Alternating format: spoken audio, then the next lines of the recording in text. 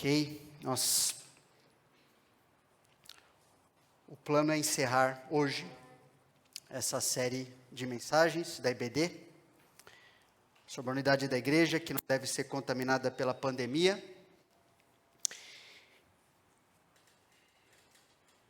Grato a Deus por a gente poder estar falando desse assunto, pela vida da igreja também, a maneira como Deus tem cuidado de todos nós, né? Tem bastante coisa para falar e bastante coisa que não vai ser falado. Ok? Aspectos que a gente não vai tratar nessa oportunidade, quem sabe em outra. Mas eu quero tentar terminar essa teologia da doença e da cura, que a gente tem falado, a quarta parte, hoje. Tem coisas que não vai dar para falar. Fica tranquilo, Everiel, não foi por causa de você, não. É porque sabe que eu tenho, o negócio vai produzindo, né? Todo estudo, acho que o pior acontece é uma coisa, né? A gente vai sempre juntando um arquivo das coisas que não foram ditas. Quem sabe, né? Ok. Mas eu creio que a gente tem tido, pela graça, pela palavra de Deus, instrução suficiente para que a gente decida viver em unidade, continue vivendo dessa forma, sendo usados por Deus, aonde Ele quiser nos usar. Tem Tabatinga e região, né, Per?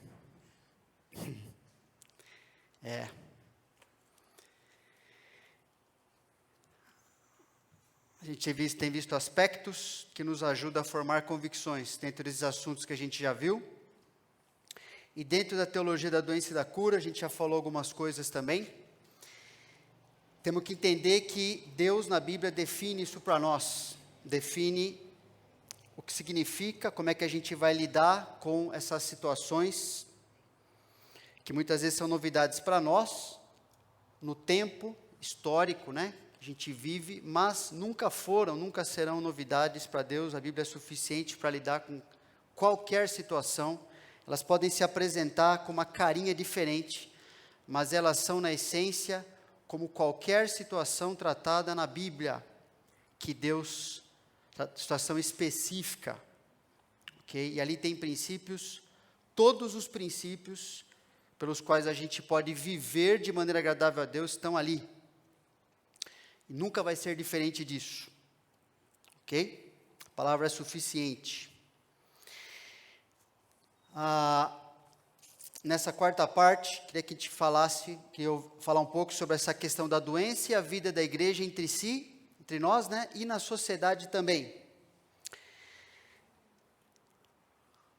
Eu vou procurar ler para poder chegar ao fim, ok? Porque normalmente o que eu faço é ter um material preparado e tem muita coisa que às vezes não está no material e vou lembrando daquilo que eu li, daquilo que eu estudei e a gente vai falando e a coisa vai ficando muitas vezes gigante. Mas vamos lá. Deus está no controle, né, irmãos? Do que a gente precisa ouvir. Ponto importante aqui, continuando o que estava falando da outra vez, né? Que as doenças e os doentes eram parte comum na vida da igreja, inclusive nos cultos, como oportunidades para certos dons serem usados, tanto no culto da igreja reunida, quanto na igreja vivendo na sociedade que ela foi plantada. O trecho conhecido de Atos 5 fala que como é que aquela igreja vivia. E crescia mais e mais a multidão de crentes, tanto homens como mulheres agregados ao Senhor, a ponto de levarem os enfermos até pelas ruas e os colocarem sobre leitos e macas, para que ao passar Pedro, ao menos a sua sombra se projetasse em alguns deles. Afluía também muita gente das cidades vizinhas a Jerusalém, levando doentes e atormentados de espíritos imundos, e todos eram curados. Paulo também tendo uma experiência ali de ministério com alguns irmãos, dentre eles o irmão Epafrodito, um dos fundadores da igreja de Colossos, ali dos Colossenses. Ele está agradecendo pelo envolvimento daquele irmão que, apesar de doente, continuou ministrando na vida de Paulo, na vida dos irmãos ali. Eu quero que a gente lembre que isso era algo normal, comum na vida dos cristãos. Isso, o evangelho, o ministério não parava por causa disso. Paulo está escrevendo para os filipenses ali, né? Falando: julguei todavia necessário mandar até vós Epafrodito, por um lado meu irmão, cooperador e companheiro de lutas, e por outro vosso mensageiro e vosso auxiliar nas minhas necessidades, visto que ele tinha saudade de todos vós, e estava angustiado porque ouvistes que adoeceu. Ele adoeceu, Epafrodito. Com efeito, adoeceu mortalmente. Deus, porém, se compadeceu dele, não somente dele, mas também de mim, para que eu não tivesse tristeza sobre tristeza. Por isso, tanto mais me apresso em mandá-lo, para que, vendo-o novamente, vos alegreis, e eu tenha menos tristeza. Recebei-o, pois, no Senhor com toda alegria, e honrai sempre a homens como esse, visto que, por causa da obra de Cristo, chegou ele às portas da morte, e se dispôs a dar a própria vida, para suprir a vossa carência de socorro para comigo. Prioridade estabelecida por Deus, em relação a como usar a nossa vida, mesmo numa situação de doença mortal, como está no texto. Ok? E na igreja, todos eram tratados biblicamente, considerando a pessoa como um todo, ok? Tanto a sua parte material. 1 Timóteo 5,23, Paulo fala a respeito de Timóteo, um conselho de Paulo para Timóteo: não continues a beber somente água, usa um pouco de vinho, por causa do teu estômago e das tuas frequentes enfermidades. Nota que mesmo Paulo tendo o dom de curar, como ele falou antes, no livro de Corinto, nesse caso parece não ter usado ou não ter sido eficaz em relação à doença do seu amado discípulo Timóteo. Com certeza ele gostaria que Timóteo fosse curado. Mas ele falou: nesse caso, Timóteo, você vai usar isso aqui, ó. E lembra, Paulo não está falando, não está descrevendo as propriedades, o que será que tinha exatamente naquele vinho, que era o vinho comum, ok? Paulo não está ali falando: eu vou te receitar isso aqui, porque dentro desse vinho tem uma substância, tem um polifenóide, tem qualquer coisa ali, que é isso que vai te... Não, ele falou assim, ó, mesmo sendo algo ali que pode, nem sei tudo que vai acontecer no seu organismo, mas seria bom um pouco disso aqui, porque vai ser melhor simplesmente você continuar tomando essa água, que a água é uma coisa complicada ali, no Império Romano, nas cidades ali da Grécia também.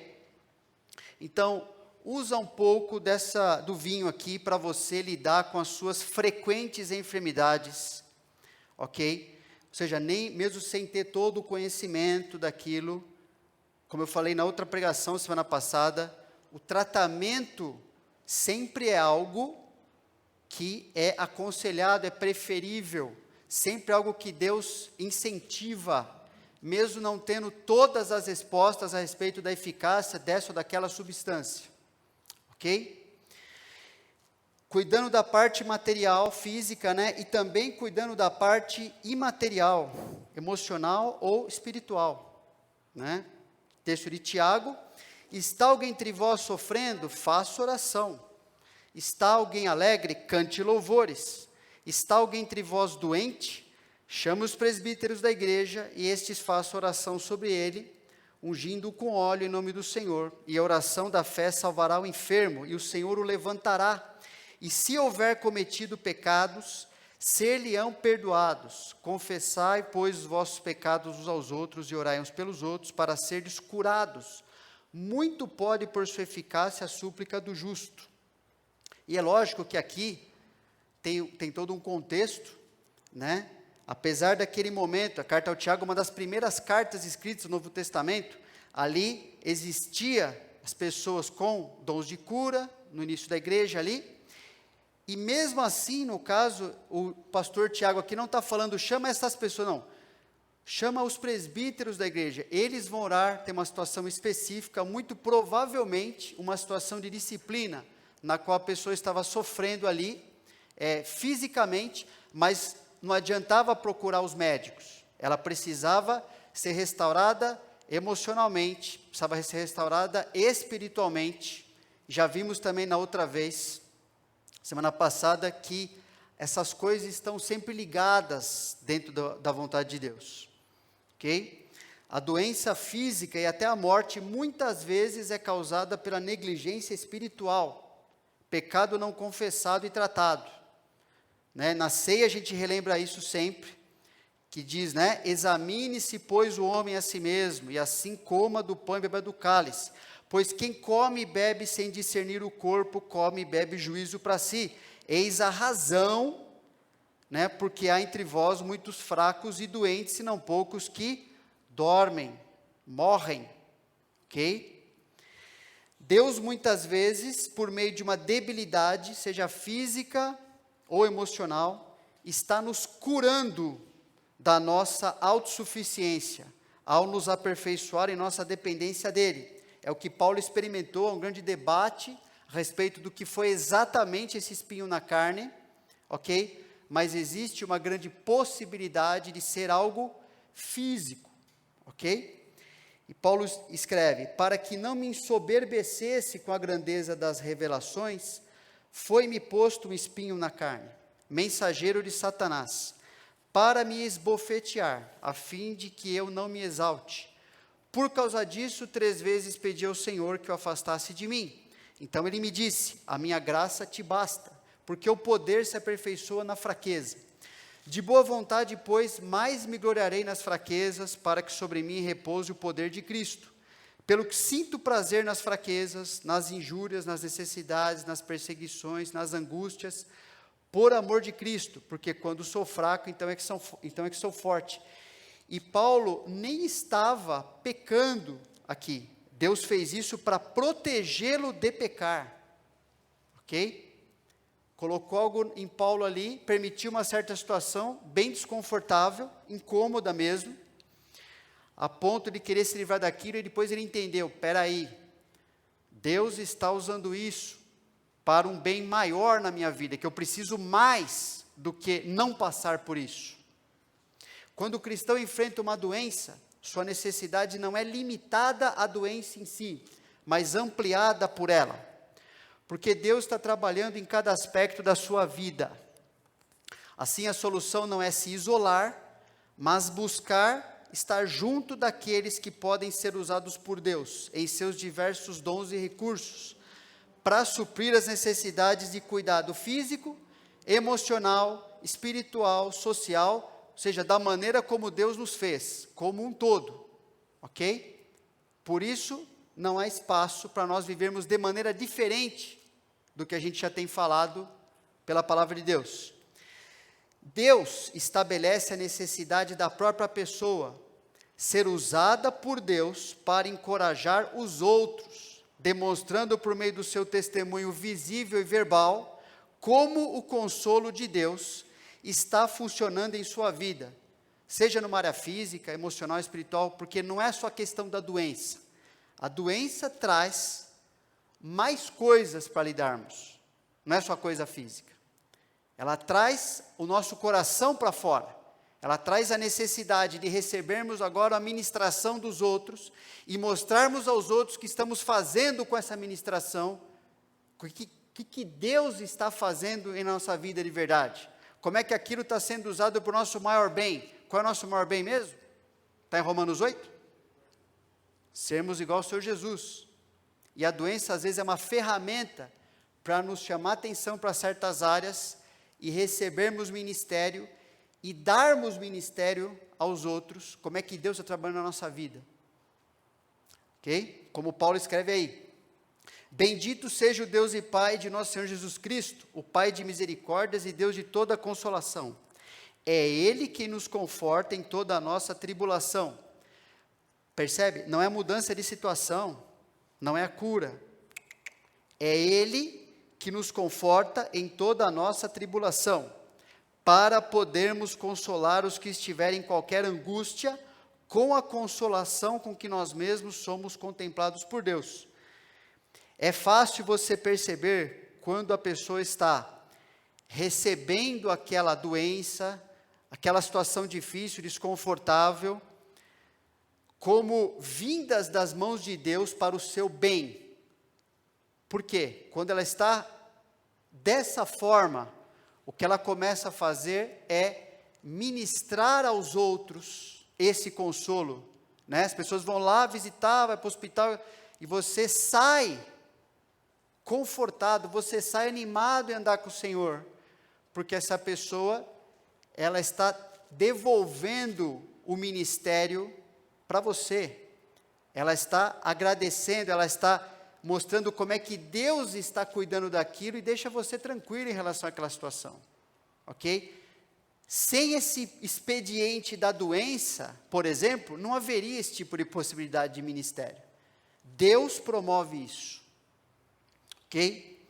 Agora, tem várias, mas eu quero mencionar algumas falácias comuns em que os cristãos estão acreditando é verdade que liberta. Como eu falei, tem muita coisa que não vou dizer aqui, tá bom? Mas é importante a gente pensar numa coisa que a gente já tem falado, é um reforço de várias mensagens que eu tenho insistido nisso. Falácia é um tipo de argumento utilizado com a intenção de parecer correto, porém quem opta por esse recurso geralmente omite algumas informações por trás do discurso.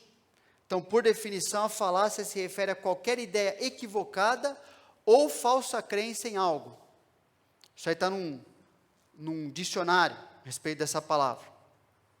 Uma falácia, por exemplo, que está sendo muito comum, e infelizmente os cristãos estão embarcando nessa, é essa aí. Não vou me aproximar das pessoas por amor a elas. Ok? O isolamento social salva vidas. Esse é o tipo de falácia que a Bíblia condena. Ok? Já falamos sobre isso. E já vimos textos sobre isso. Se o isolamento social é responsável por salvar vidas, então ele tem que garantir que as pessoas isoladas não fiquem doentes. Ou que locais que adotaram este princípio tiveram menos casos de doença. Há muitas provas em contrário. E que uma pessoa doente tenha recuperação melhor ou mais rápida por se isolar do contato com qualquer pessoa, incluindo sua família, seus amigos, atenção a outras necessidades presenciais, né? Atenção à necessidade emocional ou espiritual, e novamente há muitas evidências contrárias em relação a tudo isso. Só que o mais importante não é isso. A gente não precisa se apegar nisso aí. O mais importante é que Deus não deixou esse assunto à nossa escolha, porque determinou que o amor nos constrange a me aproximar das pessoas, ainda que elas não entendam, ok? E a gente tem falado isso muito na igreja sobre relacionamentos redentores, entre cristãos, entre nós, e para com os não cristãos. E qualquer relacionamento, né? Você não consegue viver o seu casamento sem proximidade física. Você não pode criar seus filhos sem proximidade física.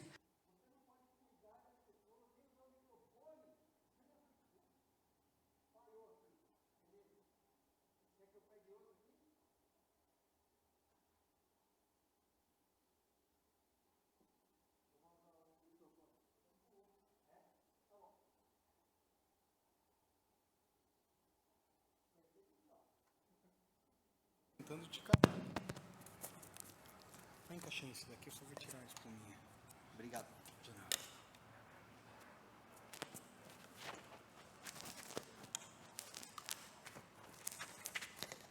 Prontinho. Valeu. Voltando. Rebobinando a fita aí. Olha a fita, hein? Olha. Velho, hein? Tá vendo? 51 anos, tá vendo? Você tem um passado, né? Fita. Então tá bom. sobre esses relacionamentos redentores, né, entre nós e com os descrentes também, na sociedade que a gente vive. A gente não tem como exercer estas funções, não tem como a gente ter o nosso casamento sem essa proximidade física, criação de filhos, cuidado dos seus pais quando estão numa necessidade, resgatar alguém em perigo, trabalhar sua vida em sociedade. Lembra, já falamos por isso, porque Deus nos fez dessa forma para cumprir estas funções desta forma, presencial. Uma verdade que liberta sobre esse tipo de falácia é a gente pensar num texto como esse, por exemplo. Finalmente apareceu Jesus aos 11, quando estavam à mesa. Censurou-lhes a incredulidade e dureza de coração, porque não deram crédito aos que o tinham visto ressuscitado. E disse-lhes: ide por todo o mundo e pregai o evangelho a toda criatura. Quem crer e for batizado será salvo. Quem, porém, não crer será condenado. Estes sinais hão de acompanhar aqueles que creem.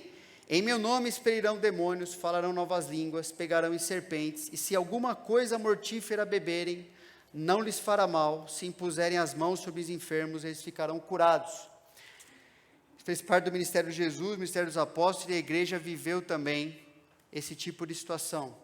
Quem falou isso para nós, já vimos outros textos na mensagem passada, não vou repetir, sobre essa questão de vivermos com as pessoas. Mas pensa que Jesus é o amor e é a sabedoria em pessoa. Jamais se isolou das pessoas durante suas dificuldades. Mesmo ante doenças contagiosas, ele foi ao encontro das pessoas e seus problemas e instruiu seus discípulos que o imitassem, agindo da mesma forma.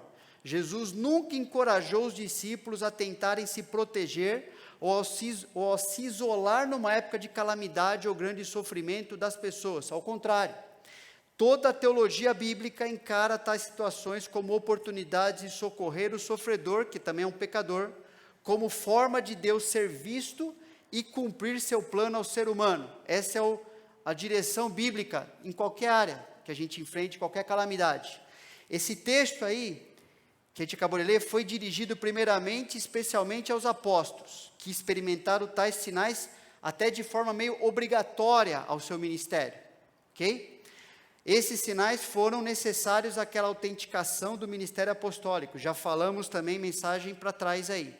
Contudo, seria um erro restringirmos tais ações, tais sinais, né, esse tipo de situação, a ação de Deus, somente ao período apostólico, não porque sejam sinais, ok? Com os apóstolos mortos, os sinais também foram com eles.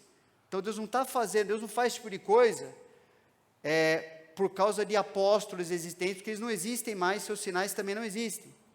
Mas porque ao longo da história da igreja, Deus, em seus propósitos soberanos, achou por bem que discípulos comuns, como nós, enquanto estivessem vivendo e pregando o evangelho, tivessem experiências semelhantes, contando com a mesma proteção de Deus. A gente pode às vezes saber do que está acontecendo ou não, mas Deus está lá cuidando, enquanto exerciam o seu ministério de fazer discípulos mundo afora, ok? Em regiões, por exemplo, como o Pierre compartilhou aqui, em certas situações, a gente vê cristãos, né, muitas vezes totalmente longe de holofotes, longe dessa papagaiada que existe aí fora, de querer achar que Deus tem obrigação de curar todo mundo, ok? Se fosse assim, a melhor coisa não seria fazer aquele culto na televisão. Melhor, vai para o hospital, né? Vai lá, libera o pessoal ali, pô. Pensa bem, que carga que o pessoal está carregando. Então Deus não está fazendo aquilo. Mas o que Jesus falou é que, à medida que a gente vai vivendo como discípulos nesse mundo, de maneira normal, ok? Deus pode, sim, e faz muitas vezes, com que a gente seja preservado de coisas até mortíferas. Porque Ele quer usar a nossa vida até onde Ele quiser. E você vai experimentar esse tipo de coisa. Ok? O apóstolo Paulo, por meio do seu próprio exemplo, relembrou aos Gálatas sobre o valor que deram ao evangelho, quando ouviram enquanto esteve doente, como a enfermidade que gerava repulsa ou contágio, pode até ser os dois, né? Gálatas 4 fala o quê? sede qual eu sou, pois também eu sou como vós. Irmãos, assim vos suplico, em nada me ofendestes, e vós sabeis que vos preguei o evangelho a primeira vez por causa de uma enfermidade física. E posto que a minha enfermidade na carne vos foi uma tentação, ou seja, não era algo que o pessoal queria ficar perto de Paulo. Contudo, não me revelaste desprezo nem desgosto. Antes me recebestes como anjo de Deus, como o próprio Cristo Jesus. Que é feito, pois, da vossa exultação? Pois vos dou testemunho de que, se possível fora, teríeis arrancado os próprios olhos para nos dar. Isso mostra que, seja lá o que tenha sido a enfermidade de Paulo, apesar daqueles irmãos, aquelas pessoas estarem preocupadas, eles não permitiram que a doença fosse obstáculo para ouvirem o apóstolo. Pelo contrário, cuidaram bem dele, por reconhecerem que o evangelho é muito mais valioso e necessário a eles do que estarem supostamente seguros, mas sem Deus em suas vidas. Essa é a prioridade estabelecida por Deus, pessoal, e não vai mudar por nada nesse mundo.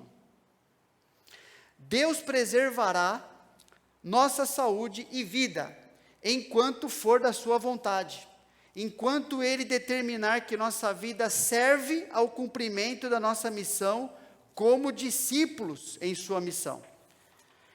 Paulo falou dele mesmo, e você vai perceber no texto de Filipenses, que ele encoraja os filipenses a viver da mesma forma. Porque estou certo de que isto mesmo, pela vossa súplica e pela provisão do Espírito de Jesus Cristo, me redundará a libertação. Aqui ele está falando de uma situação específica de encarceramento. Ok? Segundo a minha ardente expectativa e esperança de que em nada serei envergonhado, antes com toda a ousadia, como sempre, também agora, será Cristo engrandecido no meu corpo, quer pela vida, quer pela morte. Porquanto para mim o viver é Cristo e o morrer é lucro. E em outros trechos, vai perceber que a vida de Paulo, ela valia segundo o critério de como ela servia aos propósitos de Deus. Será em Atos 20, 24, será no final da sua carta a 2 Timóteo, você vai perceber que a preocupação de Paulo era ser útil a Deus até o fim. Não importa se a sua saúde fosse boa, se fosse debilitada, enquanto Deus mantivesse o fôlego de vida nele, é isso que ele encarava e acabou. Não tinha outro critério. Princípios importantes, então, para a gente aperfeiçoar nossa unidade aqui na IBNA. Pensando nessa questão de doença e cura. Contaminação. A pessoa doente pode se isolar por um tempo, pensando em não contaminar os demais, mas os demais não devem se isolar uns dos outros, e nem da sociedade, pois esse aparente cuidado é um princípio derivado da sabedoria humana, não da sabedoria de Deus, que conhece e controla todas as coisas. Outro princípio: Deus nunca responsabiliza um cristão por trazer uma doença àqueles que estão justamente lhe oferecendo ajuda na doença. Relação sacerdote leproso, que a gente já viu lá. Relação, agora quem está vendo hoje um pouquinho só, como é que funcionava a vida da igreja local, ok? Seja por desconhecimento de estar infectado, seja por conhecer, mas ainda assim precisar de ajuda. Toda essa dinâmica pertence exclusivamente a Deus, e o fato de alguém contrair ou não uma doença, incluindo os efeitos que ela terá no doente, cura, ou debilidade, ou até morte, são de exclusivo controle e propósito de Deus quanto à vida de todos os envolvidos. Ok? Não fosse assim, a própria existência de hospitais, de profissionais de saúde e de qualquer ajuda para lidar com aquilo que nos afeta, ou seja, a igreja local, a palavra de Deus, ok? Nos afeta de maneira emocional, espiritualmente, qualquer coisa dessa seria totalmente sem valor e sem sentido. Porque o homem teria que se guardar o tempo todo, ele teria que ser responsável. Então, falácia, não aceite essa conversinha de que se acontecer uma coisa é porque você tem um grande poder de causar aquilo. Se você está vivendo da forma que Deus mandou, lembra, é esse critério que Deus usará quando estiver na presença do Senhor. Deus não tem outro critério. Portanto, eu não aceito, espero que você também não, que apesar de termos uma grande tristeza quando acontece alguma coisa com qualquer pessoa, seja aqui da igreja, seja conhecido nosso de fora, não aceite essa mentira diabólica que os cristãos estão causando algo que Deus nunca falou que eles estão causando. Deus já estabeleceu nosso papel na sociedade. Deus já falou que, tem um termo, né, que estava sendo usado no começo, né, é os serviços essenciais. Sabe qual é o serviço mais essencial no mundo que a gente vive? A igreja. É o cristão plantado nesse mundo e perto das pessoas que estão sofrendo. Deus colocou o cristão como essencial nesse mundo. Não por causa que a gente é muita coisa, pessoal. Por causa do que habita em nós. Por causa disso. Ok? Tenta juntar o que a gente está falando aqui, para você entender essas coisas. A pessoa doente deve também buscar ajuda na IBNA, mesmo em questões de saúde física, pois lidar com a saúde física significa não só usar os recursos e medicamentos destinados ao seu organismo, mas acima disso aprender a lidar com a realidade emocional e espiritual trazida pela doença, que só pode ser aprendida pela aplicação da Bíblia, enquanto a pessoa permanece em comunhão com a igreja. Esse é o pacote que Deus experimentou, que Deus determinou para nós. Para a gente que está sem doença, pelo menos que a gente não está percebendo, né? Ou para quem está. É isso que Deus usa e vai usar o tempo todo, para lidar com a nossa vida como um todo. E é a maneira como a igreja lida com a sociedade ao redor. É assim que ela vive. Então, princípios em relação a essa questão de contaminação. Princípio em relação à consciência. Por quê? Porque qualquer situação envolve questão de consciência. Então, Romanos 14 fala o quê? Um dos trechos fala sobre isso, né? E o trecho eu só peguei um pedacinho aqui. Não nos julguemos mais uns aos outros, pelo contrário, tomai o propósito de não pôr de tropeço ou escândalo ao vosso irmão. Eu sei e estou persuadido no Senhor Jesus de que nenhuma coisa é de si mesmo impura, salvo para aquele que assim a considera. Para esse é impura. Se por causa da comida o teu irmão se entristece, já não anda segundo o amor fraternal. Por causa da tua comida não faças perecer aquele a favor de quem Cristo morreu. Não seja, pois, vituperado o vosso bem, porque o reino de Deus não é comida nem bebida, mas justiça e paz e alegria no Espírito Santo. Aquele que deste modo serve a Cristo é agradável a Deus e aprovado pelos homens. Assim, pois, seguimos as coisas da paz e também as da edificação de uns para com os outros. Então, nessa questão de consciência, pelo menos algo bem simples para a gente pensar aqui, e se você tiver depois, lógico que a gente vai ter dúvidas específicas, a gente pode conversar sem problema nenhum, só que numa mensagem não dá para fazer isso. Questão de consciência, em primeiro lugar, a gente precisa pensar aqui, para nos ajudar. Cada um tem a liberdade de acordo com a sua maturidade de consciência. Entende? Não significa que a sua consciência é a Bíblia. Você tem a liberdade de acordo com a sua maturidade de consciência. Hoje você está no estágio, amanhã você estará em outro, mas você tem que agir de acordo com o estágio que você se encontra. Ok?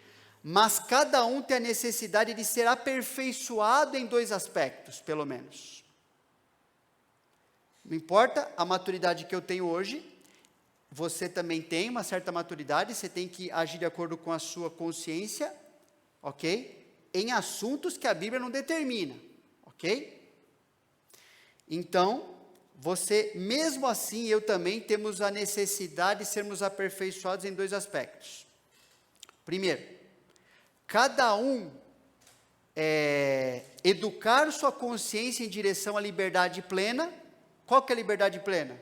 O que a Bíblia ensina sobre o assunto segundo os princípios mais claros. Ok? O que a Bíblia ensina sobre o assunto. Então, por exemplo, é claro o princípio de nos reunirmos como cristãos? É claro isso na Escritura? não sendo aprovado nem em tempos de pandemia o nosso isolamento. Porque se Deus tivesse colocado isso na Escritura, a gente teria, bom, aqui está um princípio, claro. Mas não é isso que a Escritura ensina. O que é claro é que Deus quer que a gente se reúna, baseado em Hebreus 10, 25, que a gente já viu também, né? E Deus vai cuidar de nos usar e cuidar de tudo o que acontece. Eu vou seguir um princípio claro. A minha consciência precisa ser educada nessa direção, para que eu tenha um dia liberdade plena. Saber o que a Bíblia diz sobre aquilo e viver daquele jeito. E também, o que acontece, que eu tenho necessidade, você também, é manter comunhão com todos. Com os que têm consciência igual à sua, e com os que têm consciência diferente da que você tem neste momento da sua vida cristã, ou nesse assunto específico. Porque você pode pensar igual, às vezes, o irmão num certo assunto e ser diferente em outro. E um dia os dois vão descobrir, nossa, tinha um espaço para a gente crescer nisso aqui, nós dois, que legal. Mas o que Deus está claro em Romanos 14, se você for ver o capítulo inteiro, é que a minha liberdade cristã é de manter comunhão com quem pensa igual a mim, com quem pensa diferente. Porque o princípio de nos fazer cristãos todos juntos e nos colocar junto na igreja, é claro na Escritura e é superior à minha preferência. Então, se você está mantendo comunhão só com aqueles que concordam com você, se você está fazendo isso, você está pecando biblicamente, segundo Romanos 14. Você está se tornando juiz, está se afastando e achando, e a gente faz isso por quê? Porque a gente acha que a nossa consciência é melhor do que a do outro, ok? E não é. A nossa consciência não é perfeita. A nossa consciência só é perfeita no assunto se nós pudermos abrir a Bíblia naquele assunto e falarmos, é assim que Deus quer que eu viva nesse assunto e ponto final. E o que Deus quer para mim, que é para todo mundo. Enquanto isso não acontece, o que Deus quer, claro que comunhão entre nós. Participar um da vida do outro. Ok? Isso é claro na Escritura. Em relação à consciência também, a IBNA só pode caminhar segundo a vontade de Deus, enquanto caminha em direção à maturidade plena. Ou seja, de novo, o que a Bíblia diz sobre o assunto segundo os princípios mais claros. Isso significa que Deus, de novo, nunca nos responsabiliza pelas situações difíceis que possam nos acontecer, pois estamos caminhando na verdade. Caminhar na verdade, enquanto estamos nesse mundo, inclui o sofrimento que compreendemos biblicamente. Puxa, cristãos vão sofrer, quando sofrer a gente faz isso, faz aquilo, mas não compreendemos completamente. Pode ter certeza que tanto o Pierre como eu oramos bastante, para que, no meio dessa pandemia toda, ninguém fosse perdido aqui, ninguém morresse. Porque é uma tristeza passar por uma coisa, é uma coisa que todo mundo fica triste. Mas, pastor, é um negócio, é difícil, né? Um negócio desse é... Só que eu tenho plena consciência diante de Deus, que viver conforme Ele coloca na palavra dEle, está me protegendo, protegendo o Pierre, protegendo todos nós, de não cairmos nessa armadilha diabólica de achar, não, porque fulano causou, isso é tudo mentira. Deus nunca tratou o cristão dessa forma. Ok? Porque tem princípios claros como a gente deve viver. Algumas atitudes individuais e coletivas em relação à Covid, que podem ser aplicadas a outras doenças e pandemias também.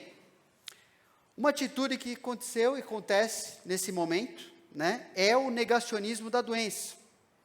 Nada é grave, nada está comprovado, não vai me acontecer nada, não sou responsável pelo que acontece aos outros, ou seja, vivo do jeito que eu quiser, portanto, acima de tudo, vivo do jeito que eu quiser. Essa posição revela uma fé cega ante a realidade, como se a pessoa não estivesse nesse planeta, né? Outra coisa que acontece é negacionismo do tratamento. nada pode ser feito, nenhum tratamento. Qualquer tratamento é considerado precoce, né? Já falamos isso da outra vez. A gente sempre tomou remédio, sempre fez o que a gente podia fazer, mesmo não tendo, como Paulo falou, usa um pouco de vinho, né? Beleza? Mas tudo que você faz para aliviar de qualquer forma, não pode. Isso aqui não pode fazer.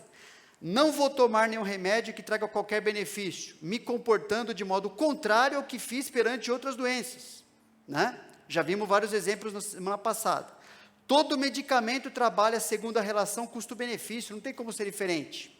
Essa posição, então, revela uma fé cega em informações divulgadas por uma falsa ciência. Ok? Porque é como se a gente tivesse que dar conta de tudo para poder fazer alguma coisa. E nunca Deus falou para a gente viver desse jeito. Não existe isso aí. Ok? Outra atitude individual e coletiva em relação à Covid que acontece. Covidismo. Tudo é grave, tudo está comprovado cientificamente, tudo vai me acontecer se eu não seguir os protocolos. E sou responsável final pelo que acontece a mim e aos outros. Portanto, acima de tudo, vivo do jeito que eu decidir, e viver do jeito que eu quiser garante os resultados que eu quero. Essa posição revela uma fé cega no homem por meio do cientificismo. E o cientificismo é outra atitude, que diz o quê? Aí isso eu peguei de um material, né, de uma definição também. Concepção filosófica de matriz positivista, né? É o homem que vai determinar, o homem que sabe, ele que tem todas as respostas, que afirma a superioridade da ciência sobre todas as outras formas de compreensão humana da realidade, sobre a religião, sobre a filosofia, a metafísica, sobre o que acontece no mundo imaterial, a gente não sabe, mas é como se a ciência desse conta de tudo, por ser a única capaz de apresentar benefícios práticos e alcançar autêntico rigor cognitivo. E a gente sabe que não é verdade isso aí, ok? Que mesmo a melhor ciência que o homem pode criar, né, ela não responde todas as questões, nem aquelas mesmo propõe muitas vezes. Ela, às vezes, não, ela é limitada, já vimos na mensagem passada também. Essa posição também revela uma fé cega no homem, por meio de considerar que uma parte do conhecimento alcançado representa o conhecimento suficiente para tomarmos as decisões importantes, e por meio do qual Deus irá nos responsabilizar pelas decisões que tomamos. Não importa quem seja a pessoa, ela tem uma parte bem pequena de conhecimento, mesmo na área dela. E ela nem sabe, se ela aplicar todo aquele conhecimento que ela tem, o que vai acontecer no organismo de indivíduos. É isso que acontece com todo mundo, o mundo inteiro. Por exemplo, vacina. O covidismo encara a vacina como vinda de Deus, uma salvação. Sem ela eu estou morto. Às vezes eu escuto pessoas falarem desse tipo de coisa. Nossa, se não fosse aqui eu estou morto. O cientificismo encara a vacina como vinda do diabo, uma maldição, né, muitas vezes. Ambas confiam ingenuamente no poder do homem sobre a vida dos outros homens, e estão desequilibradas quanto à soberania de Deus em tudo isso. Significa o quê? Vacina é coisa boa? Até agora todo mundo tomou vacina aqui a vida inteira. Ok, você pode tomar, você pode não tomar se você quiser, ok? Você tem que fazer algo baseado na consciência que você tem, e baseado, que a gente vai ver daqui a pouco, no que é mais importante, porque isso está claro na Bíblia, que é o quê? Relacionamento redentivo. A situação requer cuidados, e como temos informações contraditórias ou incompletas do lado humano, não do lado divino, mas do lado humano, que é o que a gente está, né? Só posso me dedicar a viver do jeito que Deus define na Bíblia, e isso me garante seu cuidado, garante que estou cuidando dos outros, e que acima de tudo, Deus está sendo glorificado em minha vida, e em meu relacionamento com as outras pessoas. Essa atitude revela confiança em Deus, pois combina viver conforme seu plano redentor. Qual é o plano redentor? A Bíblia define meus papéis e o modo de vivê-los perante todo mundo. E viver utilizando os recursos do seu plano redentor concedido ao homem. Que recurso? Tratamento, remédio, vacina, cuidado, certos protocolos, certas situações, ok? Tudo que não me impede, mas coopera com o cumprimento da nossa missão no seu plano redentor. Qual é a nossa missão no seu plano redentor? Sermos discípulos que fazem discípulos, por meio de vivermos e pregarmos o evangelho que liberta as pessoas. Liberta do medo, inclusive do medo da doença, liberta o medo da morte, liberta do medo do juízo eterno, que Jesus falou, né, o pior desse texto, né? Não fica com medo de certas coisas acontecerem, você devia ter medo de chegar diante de Deus sem Jesus no coração, isso você devia ter medo, porque aí o bicho pega. Aqui, não é o mais importante. Deus nos deu um plano para viver aqui embaixo, para que você chegue diante de Deus como você precisa chegar, ok? Então, qual é a melhor forma de cultivarmos relacionamentos redentores? Que é a resposta para todas essas tendências que eu falei antes aí. Com os crentes e com os descrentes, qual é a melhor forma? Você pode justificar suas decisões e comportamentos segundo 1 Coríntios 9, 23 a 27? Você precisa pensar nisso. O que diz lá? Paulo está falando de área de liberdade que ele tinha em certas situações. Ele dá vários exemplos de como ele podia viver de um jeito ou de outro. E ele fala, sabe como é que eu vivo? Sabe qual é o segredo? Sabe qual que é o caminho? É isso aqui que ele coloca.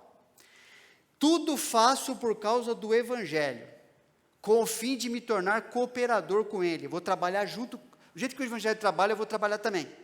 Não sabeis vós que os que correm no estádio, todos na verdade correm, mas um só leva o prêmio? Correi de tal maneira que o alcanceis. Todo atleta em tudo se domina. Aqueles para alcançar uma coroa corruptível, nós, porém, a incorruptível. Assim corro também eu, não sem meta. Assim luto, não como desferindo golpes, não estou perdendo tempo aqui. Mas esmurro o meu corpo e o reduzo à escravidão. Escravidão do quê? Ao evangelho. Para que, tendo pregado a outros, não venham mesmo a ser desqualificado. Então, qualquer decisão pessoal de algum membro aqui da igreja, a minha vida, da sua, ou da própria igreja, como instituição, deve poder ser explicada como está obedecendo ao versículo 23. Tudo faço por causa do evangelho, com o fim de me tornar cooperador com ele. Então a pessoa pergunta, posso fazer isso aqui? Ó? Vamos ver. Isso aqui coopera mais com o evangelho ou não coopera? Isso aqui ajuda você a ser discípulo, confiar em Deus ou não? Vamos ver, tem que ser respondido por isso aqui. Porque é isso que Paulo usou como critério, inclusive da sua própria consciência. Salmo 119 diz, tenho visto que toda a perfeição tem seu limite, mas o teu mandamento é ilimitado. Então, para concluir, irmãos, a Bíblia não nos fornece o conhecimento preciso dos remédios e tratamentos que devemos usar para a Covid-19, não houve nem conclusão ainda sobre a primeira forma, a gente já está com medo e fechando fronteira para outras variantes que estão surgindo aí. Mas a Bíblia nos diz para criarmos e usarmos remédios e tratamentos que tragam algum benefício em cuidar da nossa vida e da vida dos outros, tendo ciência que não compete a nós, só a Ele, obtermos a cura e a preservação da vida. Como pecadores, estamos sempre limitados num mundo distorcido pelos efeitos do pecado.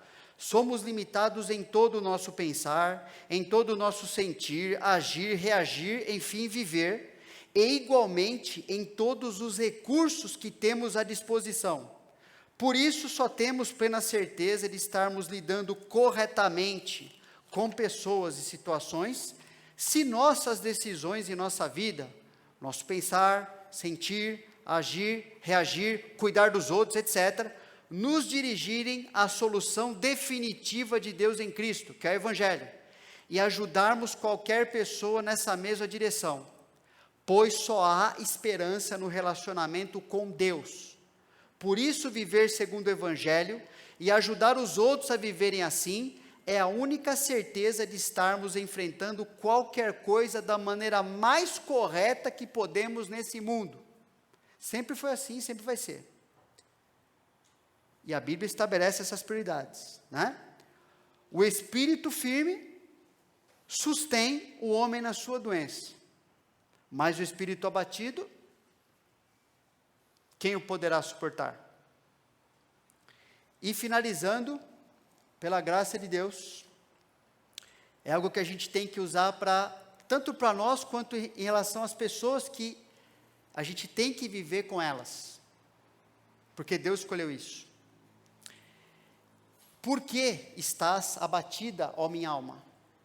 Por que te perturbas dentro de mim? Espera em Deus, pois ainda o louvarei, a Ele, meu auxílio e Deus meu. Quando uma pessoa passando por qualquer coisa, qualquer dificuldade, é levada a confiar nisso aqui, o problema principal dela acabou. Agora ela vai lidar com qualquer coisa. Agora o coração dela está onde devia. Ainda que ela não tenha sido curada, um monte de coisa pode estar acontecendo. Mas Deus quer nos levar para cá. Porque é isso que causa o maior estrago na nossa vida. Certo?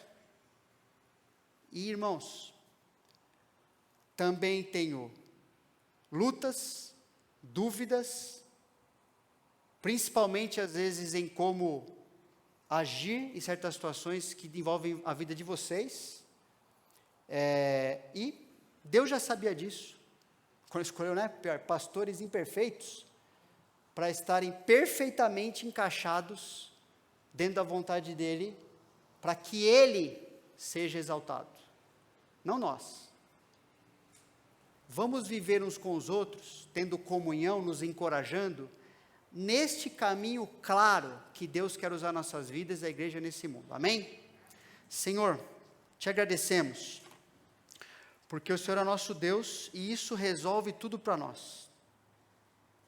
Isso faz com que a nossa vida possa ser tranquilizada, que possamos ser úteis nas tuas mãos, que possamos enfrentar situações que para nós são desconhecidas, coisas que a gente nem vai obter a resposta, mas todas para o Senhor são muito claras.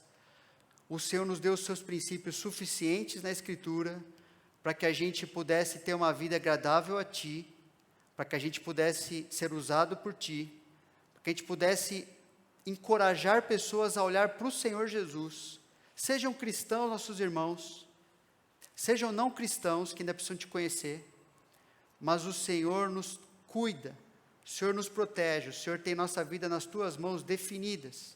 Ajuda, que cada um aqui possa ter o coração tranquilizado num salmo como esse. Isso aqui é fruto de um relacionamento bíblico com o Senhor, de poder aquietar nossa alma, de podermos viver cada vez mais unidos como um corpo que ama o Senhor, que não está, acima de tudo, tentando se preservar de coisas que nós nem podemos fazer, mas está preocupado em ser usado pelo Senhor. E que entre nós não haja desconfiança, acusação, mas unidade em vivermos naquilo que é claro para nós.